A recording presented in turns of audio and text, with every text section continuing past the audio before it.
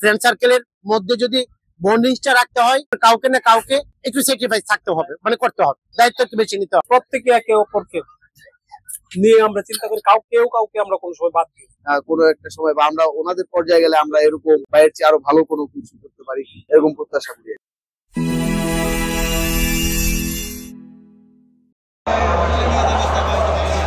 রাতের Kamalapur railway station. একই ট্রেনে উঠেছে দুই প্রজন্ম।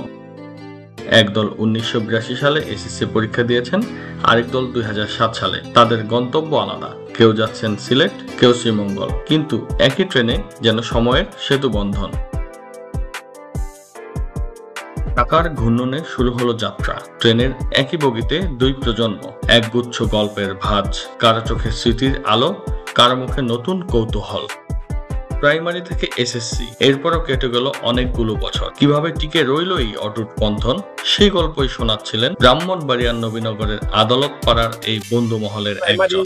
হাই স্কুল এবং কলেজ এই হিসাবে, এবং যারা বিভিন্ন বিশ্ববিদ্যালয়েও যদিও আমরা গিয়েছি, কিন্তু বন্ধের সময় আপনার ধরেন যেমন আমাদের বছরে 2টা ঈদ হয়, বিভিন্ন সময় পূজা পার্বণ হয়, যখনই একত্রিত আমরা ছুটি পাই তখনই আমরা একত্রিত হয়ে আমাদের উপজেলার প্রথম এই যে আমাদের উপজেলা স্কুল জীবন থেকেই আমাদের মধ্যে বন্ডিংটা এমন ছিল যে বন্ধুত্বের, এবং আমাদের বন্ধুত্বটা এমন ছিল যে মা বাবারাও বিশ্বাস করতো যে এই ছেলে মেয়েদেরকে দিয়ে আমাদেরকে দিয়ে কোনো ধরনের খারাপ চিন্তা, খারাপ কাজ করা এটা আসতো না। আমরা সমাজ সংস্করণ সহ সবকিছুতে আমরা একত্রিত থাকতাম। আমরা খেলাধুলা, নবীনগরের সংস্কৃতি এবং নবীনগরকে সুন্দরভাবে সাজিয়ে রাখা, সবকিছুতে আমরা একত্রিত থাকতাম।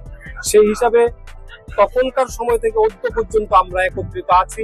ইনশাল্লাহ আল্লাহ যতদিন আমাদেরকে বাঁচিয়ে রেখে আমরা একত্রিতই থাকবো। এমনিতে আমরা এই বেসের যারা আছি 40-50 জন, প্রত্যেকে একে অপরকে নিয়ে আমরা চিন্তা করি, কাউকে আমরা কোনো সময় বাদ দিই, এবং বিপদে আপদে সবকিছুতে আমরা একত্রিত। আমাদের মধ্যে মতানৈক্য যেটা হয়, খুব বড় মতানৈক্য হয় না, হইলেও এটা আমরা বসে তাৎক্ষণিক ভাবে ওই সময়ে এবং ওই দিনই শেষ করে ফেলা হয়।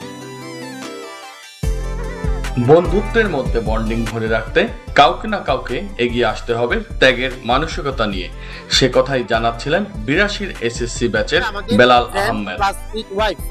আমরা একসাথে ঘোরাঘুরিটা করি। এটা করতে গিয়ে যা হয়, তখন হয়তো আমরা 1-2 জনে মিলে দায়িত্বটা একটু নিতে হয়, কারণ হোটেলের ব্যাপার থাকে, গাড়ির ব্যাপার থাকে, তারপর ওইখানকার যে ঘোরাঘুরি বা মানে দর্শনীয় স্থানগুলো আছে ওগুলো দেখার জন্য ওই অ্যারেঞ্জমেন্ট গুলি হয়ে যায়, মানে কোনো না কোনো ভাবে হয়ে যায়।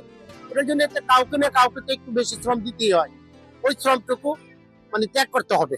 ফ্রেন্ড সার্কেলের মধ্যে যদি বন্ডিংটা রাখতে হয়, তাহলে ওইটুকু আপনাকে, ওই মানসিকতাটা নিয়ে আপনাকে যদি থাকেন যে না আমি করলাম, আমার আরেক বন্ধু করে নাই, ওইটুকু করা যাবে না। তাহলে দেখবেন আপনারা ইনশাআল্লাহ ভালো থাকবেন এবং কন্টিনিউ এটা করতে পারবেন। কাউকে না কাউকে একটু স্যাক্রিফাইস থাকতে হবে, মানে করতে হবে, দায়িত্ব একটু বেশি নিতে হবে।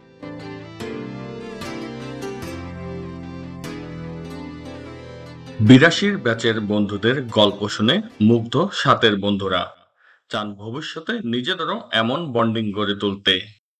হ্যাঁ, অবশ্যই অনেক কিছুই শেখার ছিল। বিশেষ করে যিনি হচ্ছে ওনাদের টিম লিড করছিল, দেখলাম যে উনি খুব সুন্দরভাবে মেনটেন করছে ওনার টোটাল টিমটাকে। উনি খাবার ডিস্ট্রিবিউশন থেকে শুরু করে তাদের সবার খোঁজ খবর নেওয়া, ইভেন এখনো পর্যন্ত আমি যেটা খেয়াল করলাম উনি এখনো দাঁড়িয়ে আছে এবং প্রত্যেকের কাছে কাছে যায় তাদের মানে তাদের কাছ থেকে কথা শুনছে।